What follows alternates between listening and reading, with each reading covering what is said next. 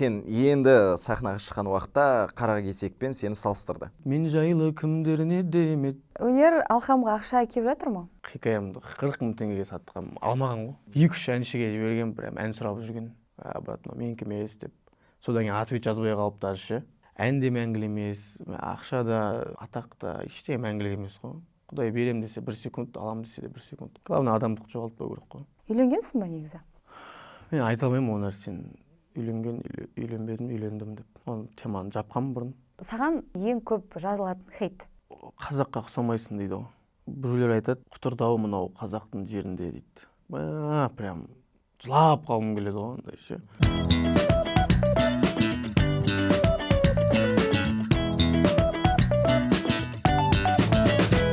Сәлем достар, бұл кездесу студияда Жандәурен Мәди. Сұхбатымызды бастамас бұрын кездесу YouTube арнасына жазылып қойыңыздар. Баршаңызға сәлем, құрметті көрермен. Бүгінгі кездесудің қонағы әнші Алхам. Қош келдіңіз. Қош көрдік. Көңіл-күй қалай, Алхам? Өте керемет, өте күшті. Алматы қалай? Алматы күшті ғой. Ұнай ма Алматы? Ұнайды. Көшу жоспарда жоқ па? Жоспарда бар, бірақ қазір емес. Жұмыстарым көбісі Ақтауда негізі. Студиям бар жеке Ақтауда.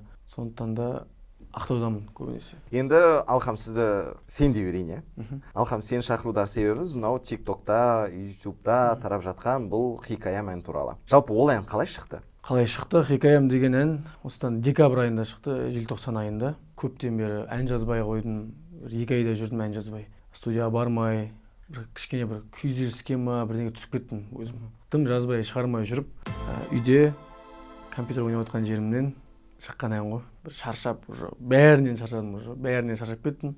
Сол кезде бір сондай бір ән шықты. Ең бірінші сол 2-ші куплет шықты ғой. Мен жайлы кімдер не демет деген сияқты. Сөйтіп ән кетті, сөйтіп шықты Хикаям. Яғни ол әннің кейіпкері жоқ? Жоқ. Ол енді өзім, мен әндерімнің көбісі негізі өзіме ғой. Таза өзіме жазылған. Өзімнің өміріме, өзім туралы деген сияқты. Өзіме сырттан қарап жазамын ғой. Бұл ән атады деп ойладың ба? Ойлаған жоқпын. Мүлдем ойлаған жоқпын. Бұл негізі біреуге жазылған ән бе? Жоқ, өзіме. Кейіпкер болғанда ойладық біз, қызға арналған ән шығардық. Жоқ. Енді оның ішінде сөздер бар ғой, сен менің жүрегімді орап алдың. Енді мен мысалы тыңдап отырып, жігіт, мысалы Алхам сен өзің бір қызға ғашық болып, сол қызға арнап, біз туралы адамдар не айтпады, кімдер келіп, кімдер кетпеді деген сөздер бар. Жоқ, ол біз туралы деген негізі мен деген сөз болған ғой. Мен жайлы кімдер не демет деген сияқты. Просто әнге келіспегеннен кейін, буындар түспегеннен кейін мен біз деп өзгерте салдым оны. Сол кезде өтімдірек болады деп сол үшін үшін емес, жасадың ба? просто келіспеді әнге. Ұйқаспады. Мен дегенмен біз жақсы келісіп тұрды, сосын бізді қостым. Өзім негізі бұрыннан сен танимыз ғой. Сенің көп әндерің бәрі өзіңе арналған. Иә. Ешкімге ұқсамайсың да өзіме. Ол махаббаттың қандай түрі, ол адам өзін қалай былай жақсы көреді. Енді білемін, жоқ, неше түрлі диагноздар бар. бір процент бар ішінде, пайыз. Бір адамға жазылатын проценттер бар. Толық емес та. Но сен енді сахнаға шыққан уақытта Қара кесекпен сені салыстырды. Сол кезде ашуланатын ба едің, әлі де сондай ма? Жоқ, ашуланбайтын едім. Қазір де ашуланбаймын. Қазір жақсы қабылдаймын. Бұрын да жақсы қабылдадым.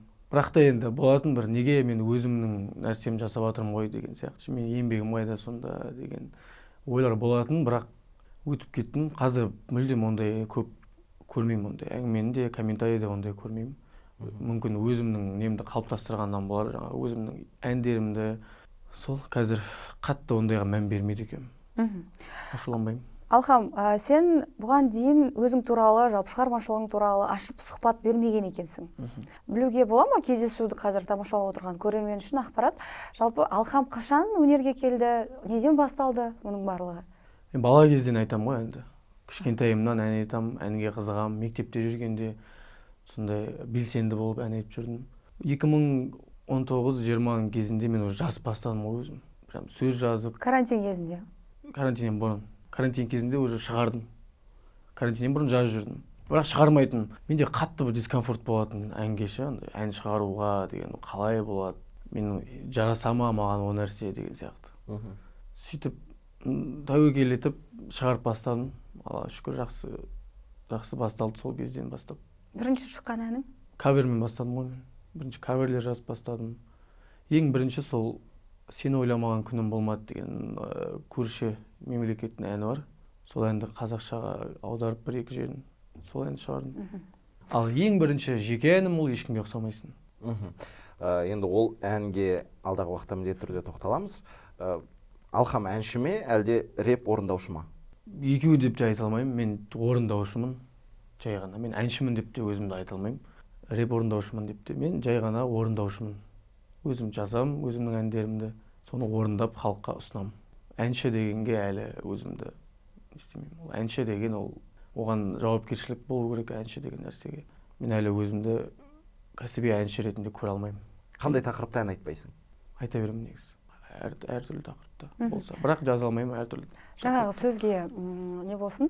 Сен жалпы қазір бір ән айтып, әншіміз деп санайтындар бар да өздерін. Сен қайта олардың қасында, мысалы, өзің ән жазасың, өзің сөзін жазасың. Толықтай, мысалы, ақындарға жаздырады, композиторларға жаздырады. Бәрін өзің жасайсың. Неге? Бұл немен байланысты болуы мүмкін? Мен өзім мойындамаймын ешқашан. Қарапайымдылық па, әлде мойындамау ма? Өзімді мойындамаймын. Мен қорқамын өзімді мойындауға.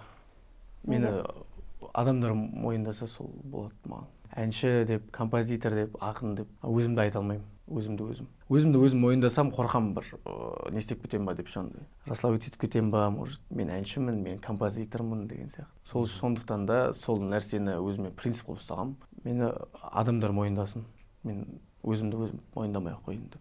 Енді қазір ақындар кезінде өз жазатын еді, композиторлар әуенді өз шығаратын еді. Қазір жасанды интеллект деген бар.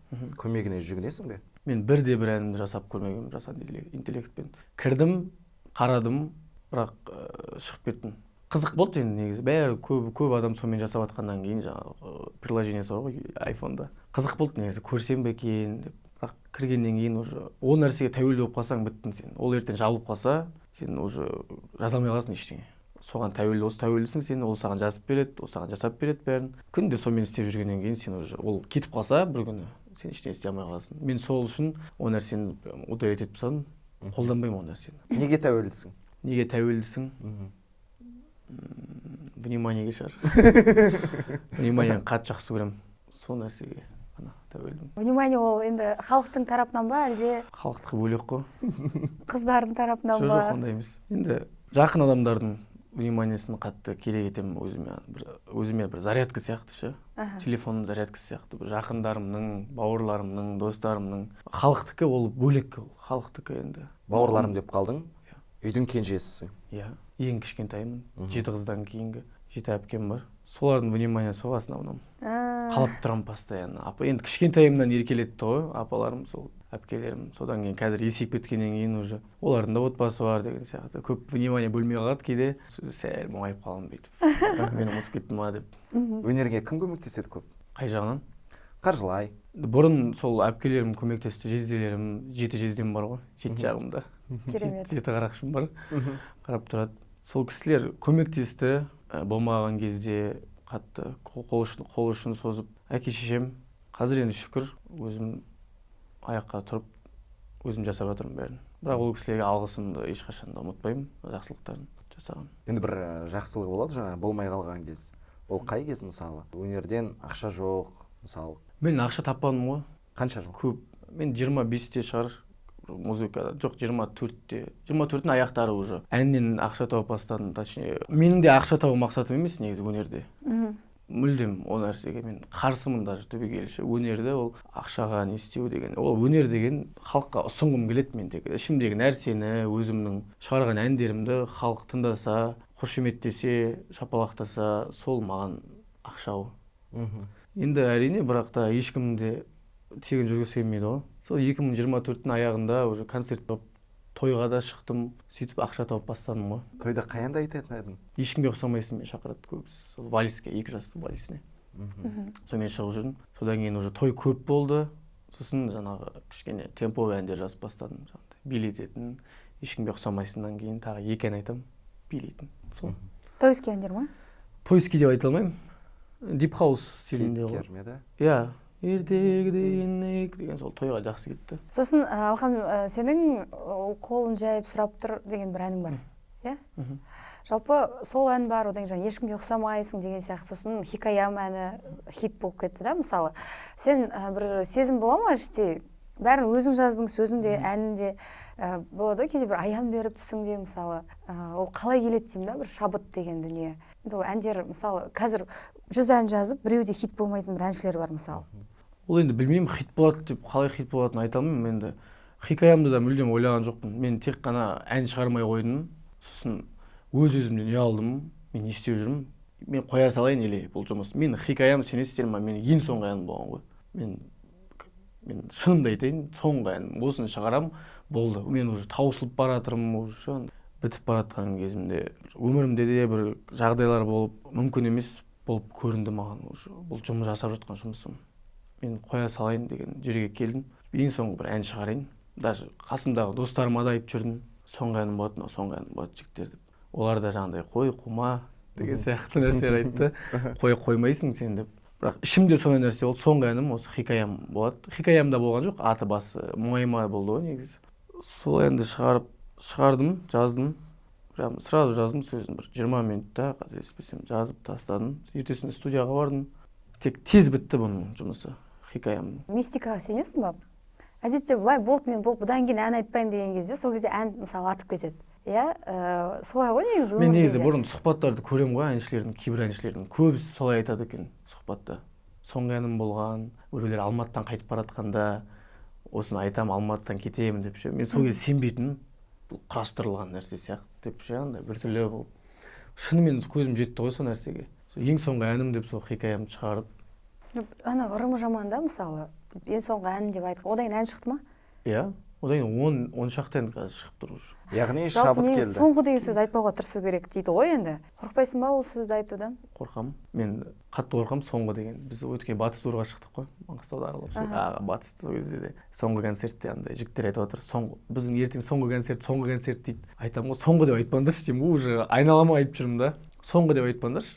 Просто біздің батыс турдың соңғы кешіміз деп айтыңдар деген сияқты. Қорқамын соңғы деп айтуға. Бірақ сол кезде солай қателескен екенбіз ол ән жазатын кезде. Осыдан кейін жазбаймын болды деген сияқты. Енді бізде кездесуде соңғы рет деген айтады.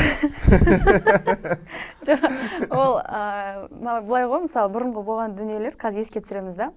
Сұрақтар жеңіл, тез ойланып жауап беруге тырысамын. Сонымен Алхам соңғы рет қашан жылады? 1-2 апта бұрын шығар. Қандай жағдай болды? Неге жыладың? Сол бір өзімнің өмірімдегі нәрселерге жыладым ғой. Андай ештеңе болған жоқ қатты. Қуаныштан да жыладым. Өміріңіздегі нәрсеге қазір келерміз. Алматы аренаға шыққанда жыладым, шығардың алдында жылап алдым, ешкімге көрсетпей. Арманым ғой. Мамам қалай болады екен, әке-шешем қалай қабылдайды екен деп. Сол кезде бір жылап алдым. Әйтеуір бір жеттім ау деп ше. Алматы арена деген енді кім көрінген адам шыға бермейтін жер ғой. 10 мың адам алдында өнер көрсету. Алматы аренада ән айтып тұрып, көзім қатты жас келді. Аяқ қолым дірілдеп, өз-өзімді ұстап, жүгіріп сөйтіп жүрдім ғой. Көп жылаймын негізі мен. Жылауқпын ғой. Түсірген шығар видеоға, жіберді ма ата-анаңызға? Кім? Мен өзім жібердім. Мамам қалай қабылдайды екен деп ол кісілерге енді қуаныш қой. Сахнада түскеннен кейін уже жазып жатыр ғой мамам. Сезіп тұр ғой, шықтың ба, балам не істедің деп. Даже номер білмейді қашан шығатынымды. Ән айтып болғаннан кейін сразу жазып тұр, шықтың ба, балам деп. Сол кезде уже видеоларды жіберіп жатырмын. Мамам статусқа салып, балам деп андай уже мақтанып күшті ғой сол өзі. Керемет. Алхам соңғы рет қашан өтірік айтты? Мен өтірікті андай кезде айтам, бір адамның көңілін түсірмеу үшін ба? Қалдырмау үшін, иә. Мен сосын жоқ деп айта алмаймын ешқашанда. Сол өтірікке жата ма білмеймін, бірақ ешкім көңілін қалдырғым келмейді. Біреу бірдеңе сұраса, бірдеңе айтса, иә деймін. Бірақ біліп тұрамын же, мен уақытым жоқ ол нәрсеге. Бірақ иә деймін да. Сол өтірік сол шығар. Қашан соңғы рет қатты ұялдыңыз? Ұялдың? Білмеймін, қатты ұялдым. Ұяламын мен, бір көшеде жүргенде ұяламын, біреулер таныған кезде ұяламын. Бір мегаға, бір ТРЦ-ларға барған кезде қатты ұялып жүремін, андай бір танымай қойса екен ешкім деп ше. Өзімді бір көрсете алмай жүрген адам құсап қалмайыншы деп, біреулер бүйтіп, әнші емес пе деген кезде қатты ұялып кетемін. Не айтарым білмей қаламын ғой, әншімін или бірдеңе деп. Сол жаңағы бәрі сол өзімді мойындамаймын дегенге келіп тірелетін шығар. Мүмкін әнші деп өзім мойындамағаннан кейін ұялатын болармын. Соңғы рет қашан өзіңді шын бақытты сезіндің? Біртүрлі екен сұрақ. Ондай ойламаппын. Қашан бақытты? Жоқ, негізі былай қарасаң бақыттымын ғой енді. Ата-анам бар, былайынша келгенде. Отбасым түгел, жан-жағым бар, шүкір. Білмеймін, жеке өзім қашан қатты бақытты сезіндім өзімді. Сол халықтың алдына шыққан кезде шығар. Андай бір шапалақтап жатқан кезде, жақсы көріп жатқан кезде қатты бақытты сезінеді. Алхам соңғы рет қашан алданып қалды? Алданып, қатты көп алданамын ғой мен. көп алданып қаламын, аузым аңқиып қалады постоянно. Көп алданамын, есімде жоқ. Кімдер алдап кетеді көбіне? Сол адамдар ғой. Жоқ, адамдар болғанда мүмкін әріптестерің. Бәрі де бар енді. Мгм. Алданып қаламын. Ақ қатты, енді ақ көңілсің деп айтады жаңағы жігіттер қасымдағы. Может, ақ көңіл шығармын. Ешкім көңілін алдырғым келмейді, сөйтіп алданамын ғой көбіне. Сеніп қаламын адамға қатты. Қатты сенгішпін, прям қатты сеніп қаламын. 1 сағат сөйлескен адамыма кәдімгідей барлық нәрсемен көмектескім келіп кетеді. Оған не жетпей тұр. Соны ойлап кетемін ғой, первый очередь өзімнен бұрын. Көп алданамын негізі. Үлкен бір суммаға алданған кезің болды ма? Жоқ, ақшаға алданған жоқпын. Соңғы рет қашан ашуландың? Бүгін ашуландым ғой. Сол киімдерім басқа үйде алып қойған, соны ашуландым ғой. Соңғы рет қашан қарызға ақша сұрадың? Қарызға ақша 5-6 ай бұрын шығар. Қателеспесем, 5-6 ай бұрын. Декабрьдің кезінде ма бір. Мысалы болмай қалды өзімде. Кішкентай ақ сума ол, қатты емес. Көп сұрамаймын негізі. Қарызға сұрағым да келмейді, бергім де келмейді ол. Декабрьде, желтоқсан айында бір депрессия болды деп айттың, Иә, сол жылда ғой, 2025 қатты бір мен үшін бір ғасырдай болды ғой 2025 деген. Білмеймін не үшін екенін. Өмірімде қатты өзгерістер болып кетті. Түсінбей қалдым өзімді. Өзім жоғалтып алдым кәдімгідей, қатты жоғалтып алдым. Ешкіммен араласпаймын, ешкіммен сөйлескім келмейді, орталарға барғым келмейді уже. Даже айтып тұрмын ғой, ән жазғым келмей қалды ғой. Сахнаға шыққым келмей қалды. Сол күйзелістен сол шығарғаным осы хикаям ғой. Ол күйзелістің себебі болады ғой негізі. Себебі көп оның, бір ғана себебі жоқ, көп оның себебі. Айтпайсың. Уақыт келеді айтамын. Енді жалпы өнерің туралы біршама білдік, бірақ жеке өмір туралы құпия ма негізі әлде айтасың ба? Үйленгенсің ба негізі? Мен айта алмаймын ол нәрсені. Үйленген, үйленбедім, үйлендім деп. Оны теманы жапқанмын бұрын. Жабып қала берсін. Айтарым бір кезі келгенде. О, кезі қашан келуі мүмкін? Келуі мүмкін. Әрқашан. Ендеше кездесуде тағы бір Айдар, хейтерден хат. Былай дейді. Қазір ауыр болмайды екен. Бір концерттен үзіндіні салғансың ғой Инстаграмға. Содан былай деп жазыпты. Азамат деген жігіт. Көбі жас бала-шаға екен. Бұл жастарға үлгі тұтатындай тәлім тәрбие емес дейді. Сенің ән айтып тұрған? Көп жас балалар екен дей ма? Иә, жаңағы сенің көрермендер. Иә. Жақсы көріп келіп тұр ғой енді. Мен тәрбие бермеймін ешкімге. Ешкімге өзім тәрбиелейтін адам керек. Ешкім тәрбиелемеймін. Әр адам өзінің бала-шағасын өзі тәрбиелейді ғой. Біз тек сахнаға шығамыз, өнерімізді көрсетеміз, кетеміз. Біз сабақ беріп жатқан жоқпыз. Тыңдайды, тыңдаушы ғой. Келеді, тыңдап кетеді, болды. Қандай тәрбие беремін мен сахнада? Алхамның тыңдармандарының жасы? Сол 18-ден 16-тан жоғары шығар, 16-тан жоғары. Көп жастар сол менде де. Маған да мен қатты олың жауапкершілікпен де қараймын ол нәрсеге ше. Маған кейбір рекламалар келеді, қате рекламалар келеді. Бірталай сумма ұсынады. Мен сол кезде бірінші очередь сол оқырмандарым үшін тіке сол айтамын. Менде подростктар көбісі, мен жасай алмаймын олай деген сияқты. Көбінесе қатты ойлаймын сол тыңдармандарым. Жас болғаннан кейін көп қате нәрсе салмауға тырысамын Инстаграмға. Жалпы Инстаграмда қазір сурет азақ. Иә, сенде былай суреттерді бір өшіріп тастайтын бір әдетің бар. Суреттер өшіріп қалады, кәдімгі толықтай бәрін өшіріп тастайсың. Одан кейін тағы саласың. Подписка тазалап тастаймын нөл қылып. Подписка нөл қылып, иә, соған келтіре алмай тұрмын. Мен де подписка жасатсам ғой. Сондай мен де отписаться деп баса салғам ғой. Негізі немен байланысты болады ондай состояние дейміз ба? Мен өзім еркіндікті қатты жақсы көремін. Мен еркіндіктің адаммын ғой, қыранмын ғой мен. Шауып жүре бергім келеді. Қыран ба, бүркіт па? Или бүркіт қыран? Сұңқар өзің білесің ғой, қандай құс болғың келеді. Мен қыранмын.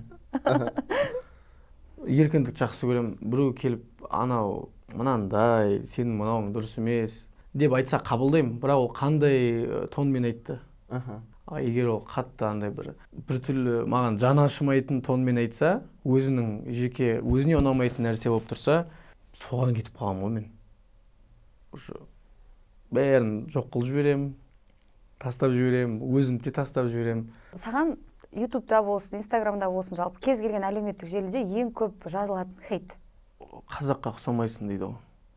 Сен хейт ретінде қабылдайсың? Жоқ, оны басқаша айтады. Біреулер айтады, құтырды-ау мынау қазақтың жерінде дейді. Прям жылап қалғым келеді ғой, андай ше. Жынданбаймын, ашуланбаймын. Көңіліме тиіп кетеді да қатты. қазір көп жерде ағаларым да айтады, сен айтып жүр деп, қазақпын деп. Мен айтып не істеймін ақталып әркім алдында. Бір-екі рет айтамын, сұраған жерде қазақпын деп, не істеймін басқа енді. Қатты көңілім түсіп кетеді сол кезде. Прям көзім жасы аурап, кәдімгідей құтырды-ау мынау бірдеңе. Осылар құтырды деген кезде бір өзімді басқа жаққа апарып тастаймын ғой. Неге бүйтіп айтады? Былай қазаққа ұқсамайды, қазақ емес деп те жазады. Біреулер таза қырылып кетеді ғой, бір-бірімен ше. Қазақ дейді, жоқ қазақ емес дейді. Прям мені жүзге танитын адам құсап қырылып атады ше бір-бірімен. Көреміз ғой бір бәле деп ше.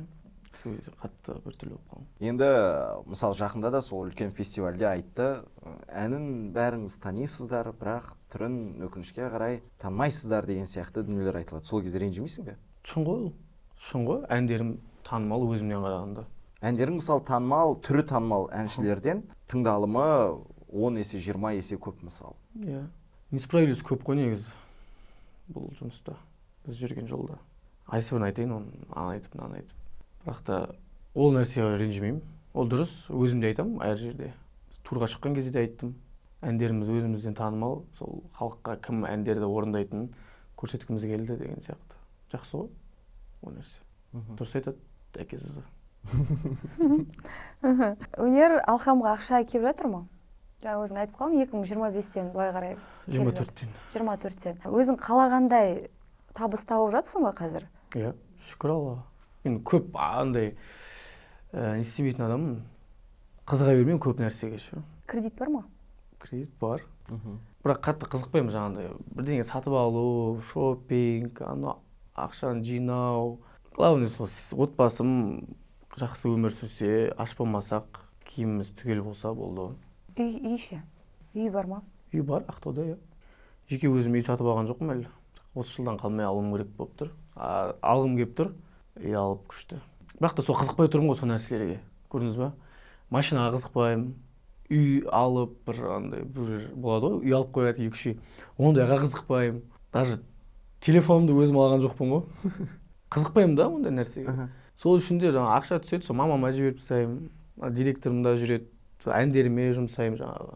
Қатты даже киімге қатты ақша бөлмейді екенмін. Сол нәрсені негізі. Сонда Алхам, сен неге қызығасың? Мен қызығасын. Жоқ, енді материалдық нәрсе саған қызық емес екен. Иә, қызық емес материалдық нәрсе. Мен тек осылай бір халықтың алдында ән айтып жүргім келеді, шынымды айтайын. Сол нәрсе ұнайды, сол нәрсе мен бақыттымын. Концерт болмай қалса, той болмай қалса, бір 2-3 күн біртүрлі болып кетемін. Ол жаңағыдай мен шақырмай жатыр деп емес. Шыққым келіп тұрады постоянно. Шыға бергім келіп тұрады. Шаршамаймын ғой. 2 сағат ұйықтап болсын шыға береміз. Любой жерге директорым біледі.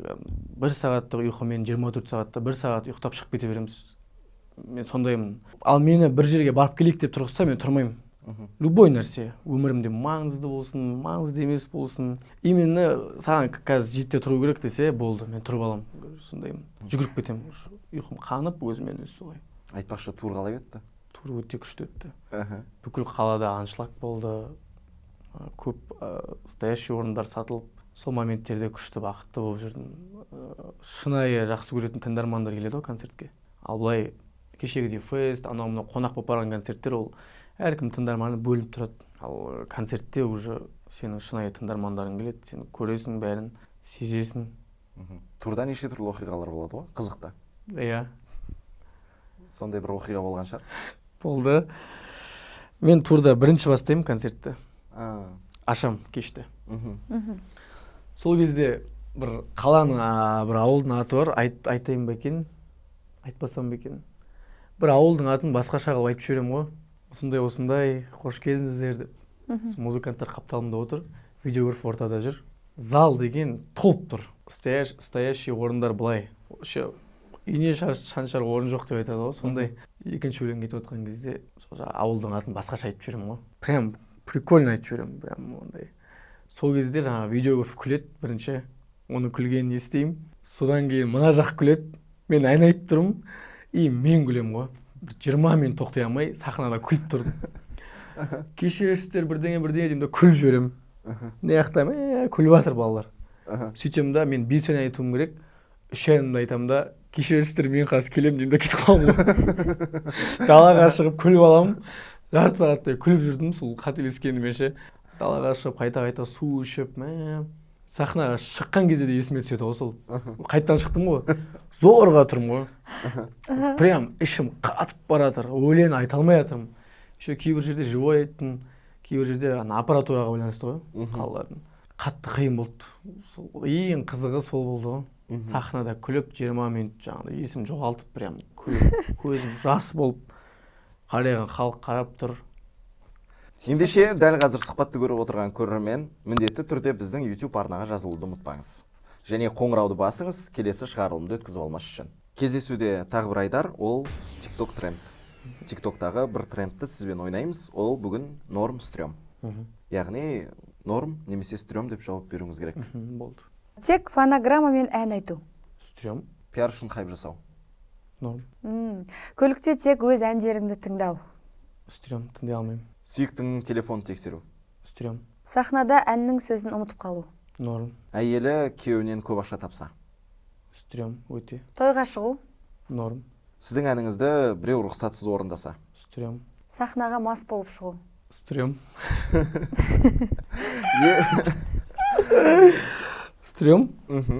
Әріптестерің бар ма сондай? Айта алмаймын. Ер адам үйде тамақ пісірсе. Норм. Қандай тамақ пісіресің? Пісіре алмаймын. Мына норм. Пісіргім келеді. Аха. Бірақ уақыт жоқ. Жақсы. Пісіргің келеді, жұмыртқа қуыралатын шығарсың таңертең. Картоп қуыру, картошка. Жұмыртқа қуырамын, каша қылып жіберемін, жұмыртқаны қуырып, араластырып. Каша емес, ол скрэмбл деп аталады. Мен каша қылып жіберемін, соны жуағы осып, андай өзімше кинодағыдай жасағым келеді. Дуэтпен ән айтқан қызға ғашық болу.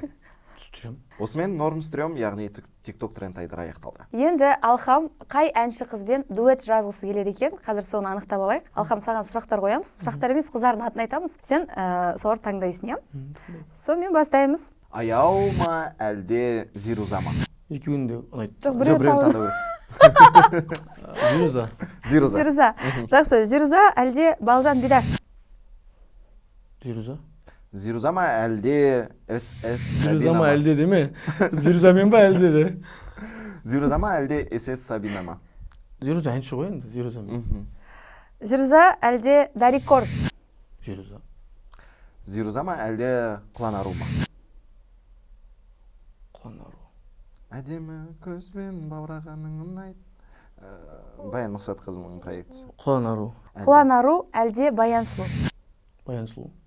Баян Сұлу ма әлде Айри? Баян Сұлу. Баян Сұлу ма әлде Еңлік? Еңлік. Сонымен Яғни еңлікпен дуэт жазғың келеді біздің мынау айтылған тізімдегі қыздардың арасынан. Иә. Ал өзіңнің нұсқаң бар ма? Иә. Кім? Диана Исмайлмен. Жаңағы уже дуэт деген кезде почему-то сол сразу есіме түсті. Қатты ұнайтын несі, дауысы, өнері. Диана Исмайлмен жазғым келеді қыздардың арасынан. Ендеше дәл қазір Диана Исмайл кездесуді көріп отырсаңыз, Алхам дайын сізбен дуэт жазуға. Алхам, енді жаңа ғана басында айттың ғой, әндерімнің барлығы өзіме арналады деп. Ешкімге ұқсамайсың деген әнді де көбі, мысалы, бір ару қызға деп қабылдады. Ол жаңағы сенің, қалай айтсақ болады екен, ол айттың ғой, қазаққа ұқсамайсың. Яғни осыдан шыққан дүние. Көп бір сөзді естіп жүріп, күнде естимін ғой сол сөзді. Құлағыма қап кетті, ешкімге ұқсамайсың, сен ұқсамайсың деп. Сөйтіп ешкімге ұқсамайсың деген ән шығардым ғой. Енді қазіргі уақытта продюсер сіз өзің жұмыс істеп жатырсың. Иә, өзіме влажить етемін. Өнерден басқа немен айналысасың? Мен ән сатамын ғой. Ән сатамын. Бұрыннан сатамын әнді негізі. бірақ айтпайсың, иә? Кімге Айтпаймын. сатқанды? Ол сондай бір келісім шарт бойынша ма, әлде өзіңнің жеке сондай принцип па? Болады ғой кейде адамдарда. Келісім де бар, бірақ өзімнің принципім де бар, екеуі де ғой. Айтқым келмейді.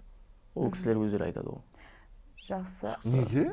Айтпай қойған жағдайда ше ол адамдар мысалы. Айтпай қойсын. Ал сенен ән сатып алып, мен өзім шығарым деп шығарса? Ондай көп менде болып жатыр итакта.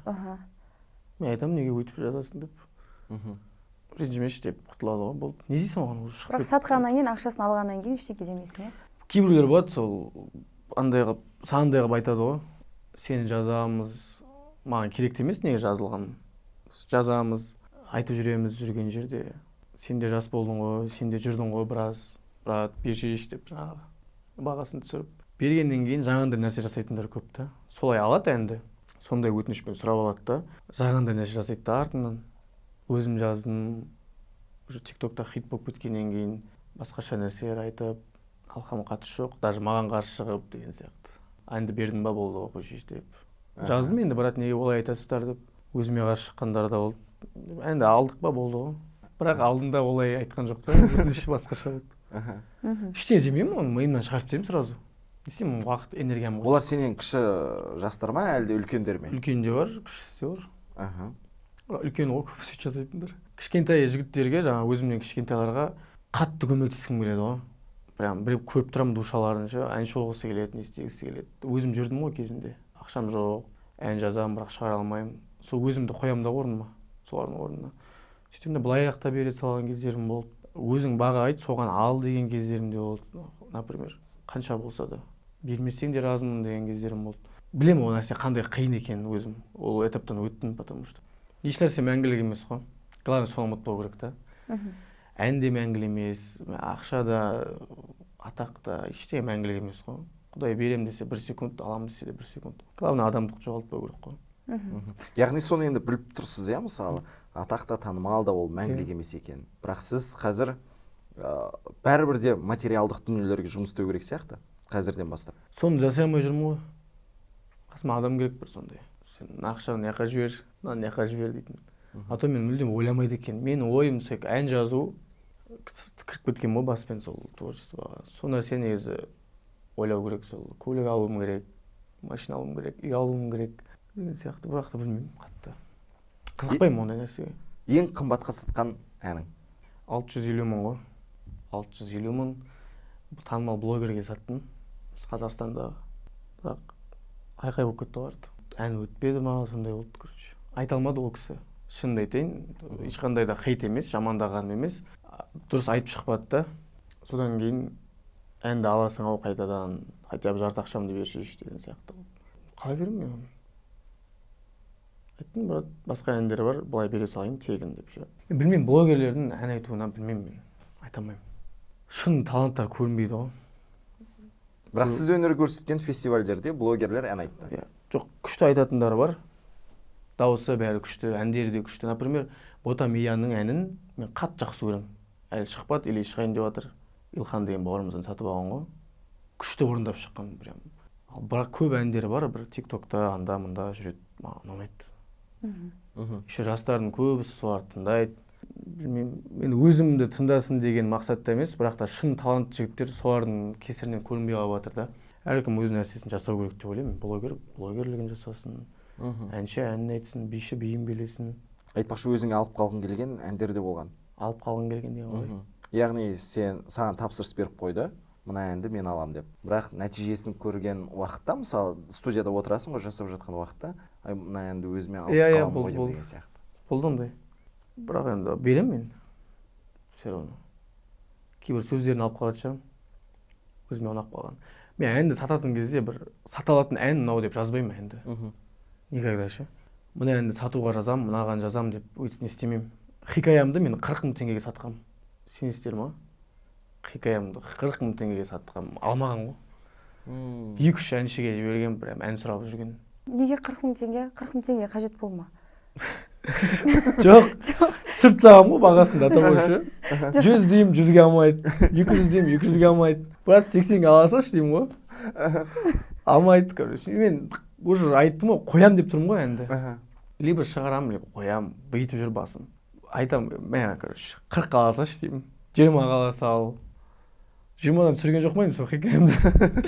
Бірақ алған жоқ ешкім ше. Ұнатпады, кәдімгідей. Ұнамайды, өтіп тұрған жоқ маған деген сияқты. Ешкім ұнатпады ғой, шынымды айтайын. Ешкім ұнатпады. Кімдер ұнатпады? Атын айта аламын? Атын айта алмаймын мен. Ұнатпады ғой. Халыққа айтатын адамдар. Прямо жіберіп жүрдім, видеоға түсіріп жазып жатқан кезде мынандай ән бар, аласыздар ма деп, если что. Кеше ән сұрап едім ғой деп. Брат, менікі емес деп. Содан кейін ответ жазбай қалып даже ше. Неге брат, күшті ән ғой деймін, жазам ғой, жақсы ән ғой брат десе, уже ответ жоқ ары қарай. Соның барлығы қазір жазып жүр ғой, хикаямға ұқсайтын ән жазып берші деп. Қызық та.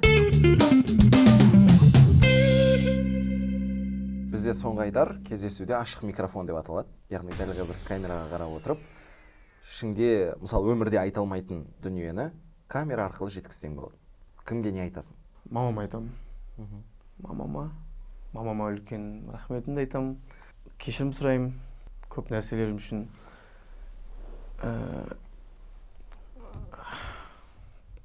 Бір қиын жағдайлар үшін кешірім сұраймын. Сол, мамама рахмет.